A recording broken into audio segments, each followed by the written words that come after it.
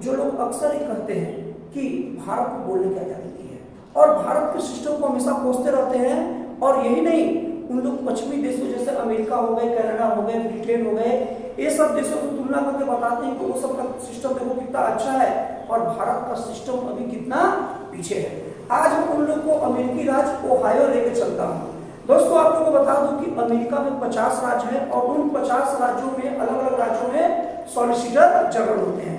तो अभी मैं बात करूंगा अमेरिका के 50 राज्यों में एक राज्य ओहायो राज्य की। ओहायो राज्य की सॉलिसिटर जनरल अभी नियुक्त की गई मथुरा श्रीधरन। और आप लोगों को बता दूं कि सॉलिसिटर जनरल उस राज्य का प्रमुख विधि अधिकारी होता है और उस राज्य का सबसे बड़ा वकील होता है। और जब भी अगर सुप्रीम कोर्ट में अगर फेडरल सरकार का मामला जाता है तो वही केस लड़ता है। तो अब मथुरा श्रीधरन की जैसे ही नियुक्ति हुई एज ए सॉलिसिटर जनरल, उनके ऊपर ट्रोलर्स की बाढ़ आ गई। और ट्रोल्स किस किस नाम पर हो रही है? सबसे पहले कोई उनसे पूछ रहा है कि माथे पर बिंदिया लगा हुआ है, लगता है ईसाई नहीं है। उसके बाद कुछ लोग ये बोल रहे हैं कि वो अमेरिका की नागरिक है या नहीं है। फिर कुछ लोग बोल रहे हैं कि एक और अमेरिकी नौकरी को कोई विदेशी खा गया। सबसे पहली बात तो आप लोगों को बता दूं कि पूरे विश्व में सबसे पहला मॉडर्न डेमोक्रेसी, मतलब आधुनिक लोकतंत्र, वैसे तो लोकतंत्र भारत में 4000 साल पहले पिछड़ी में आ गया था, लेकिन आधुनिक लोकतंत्र की बात किया जाए तो सबसे पहले मतलब मॉडर्न डेमोक्रेसी आया अमेरिका में 1776 में।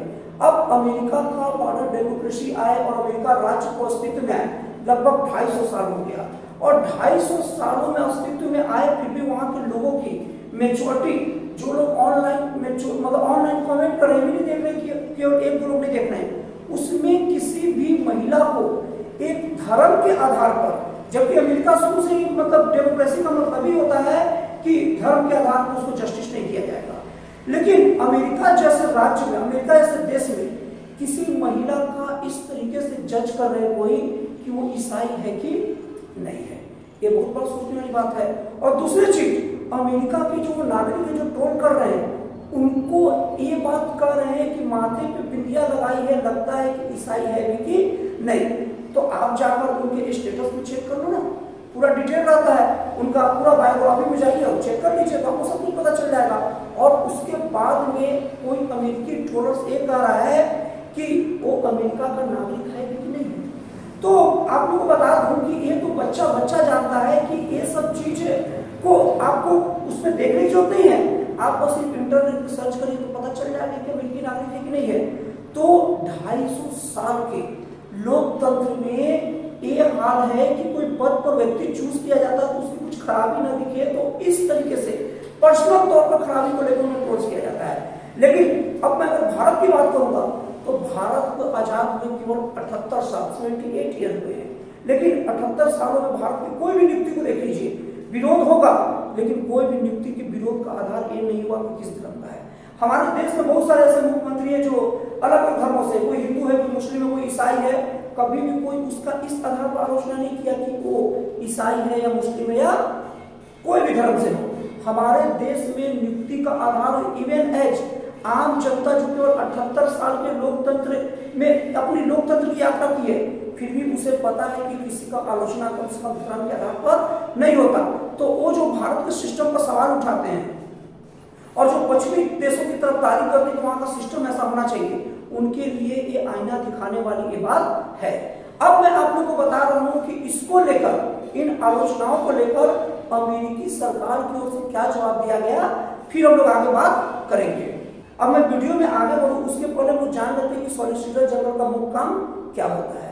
सॉलिसिटर जनरल किसी भी अमेरिकी राज्य का सबसे बड़ा वकील होता है, और अगर फेडरल सरकार का कोई भी केस हुआ, खास करके अमेरिका में सुप्रीम कोर्ट में कोई केस गया, तो फेडरल सरकार की ओर से यही पूरी सरकार की पैरवी करेगी।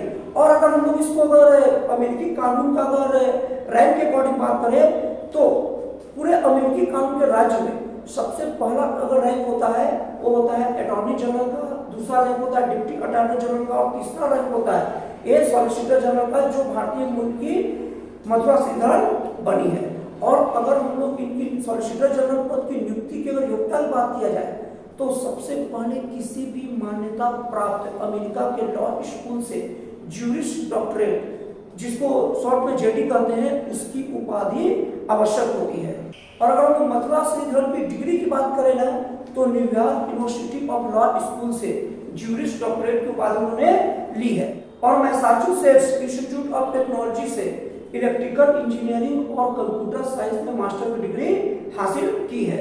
अब इसके बाद अमेरिका के ओहायो राज्य के जो अटॉर्नी जनरल है डेव यास्ट, उन्होंने बीच में आया और पूरे मामले का स्पष्टीकरण दिया और पूरे डाउट का दूर किया, और साथ ही साथ जो आलोचना कर रहे थे बिना सर पैर का, उनकी अज्ञानता के लिए फटकार भी लगाई। उन्होंने साफ साफ कहा कि जो मथुरा श्रीधरन है वो अमेरिका की नागरिक है, और उनके पति शादी में अमेरिका में किए, और उनके जो बच्चे हैं वो भी अमेरिकी नागरिक है बर्थ राइट सिटीजनशिप के कारण। तो इस तरीके से पूरी तरीके से वो इस पद के लिए फिट है, और उनका नियुक्ति उसी भी तरीके से गलत नहीं है। और आप लोग को बता दूं कि जो मथुरा श्रीधरन है वो अमेरिकी राज्य के और जिला न्यायालय के जजों के पास क्लर्क के रूप में भी अपनी सेवा दे चुकी है। तो दोस्तों, इस तरह से मेरे वीडियो का मतलब बनाने का एम ये था कि मैं बता सकूं कि भारत का भी आजाद हुए 78 साल हुए हैं, और 78 साल के लोकतंत्र में भारत इस जगह पहुंचा है कि भारतीय नीति का आलोचना कम से कम इस आधार पर लोग नहीं करते। लेकिन अमेरिका जैसे राज्य जिसकी लोग आदर्श मानते हैं, जिसकी तुलना करते हैं, उस राज्य में भी 250 साल के परिपक्व लोकतंत्र के बाद भी आलोचना के आधार किसी के धर्म, किसी का पहनावा, किसी का जाति बनता है। तो आपको ये वीडियो कैसा लगा कमेंट करके जरूर बताइएगा। तो फिर मिलते हैं वीडियो में एक नए, एक जन कल्याणकारी और एक राष्ट्र नए विचारों के साथ।